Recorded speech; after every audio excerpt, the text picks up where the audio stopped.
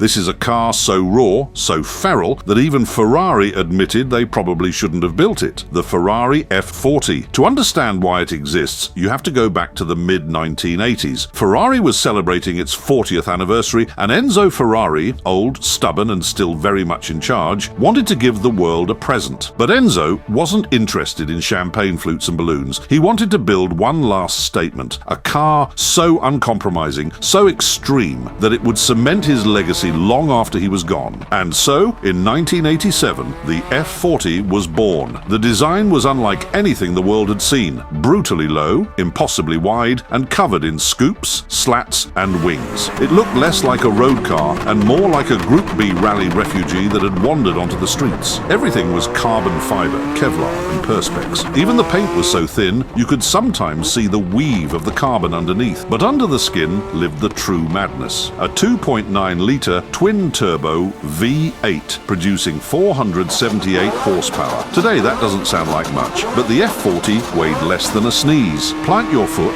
wait for the turbos to wake up, and then chaos. The lag was biblical. Nothing, nothing, nothing. And then all hell broke loose. It was like being kicked by a jet engine strapped to your spine. 0 to 100 in under 4 seconds. A top speed of 324 kilometers per hour, making it the fastest production car in the world at the time. But it wasn't just about numbers, it was about the way it made you feel. Terrified, thrilled, alive, because the F40 wasn't friendly. The clutch was heavy, the gearbox unforgiving, and the boost could snap your head back without warning. There was no traction control, no ABS, no electronic safety nets. If you got it wrong, the F40 would happily spin, bite, and chew you up. This wasn't a car that tolerated mistakes, it punished them. And yet, people loved it. The sound of that V8, the whoosh of the turbos, the feeling of wrestling a barely tamed monster, it turned every drive into theatre. The F40 wasn't just a supercar, it was the last Ferrari built under Enzo's watch. His final word on what a driver's car should be. Simple, violent, uncompromised. No gimmicks, no luxuries, just raw speed and noise wrapped in red carbon fiber. When it launched, some said it was too extreme, too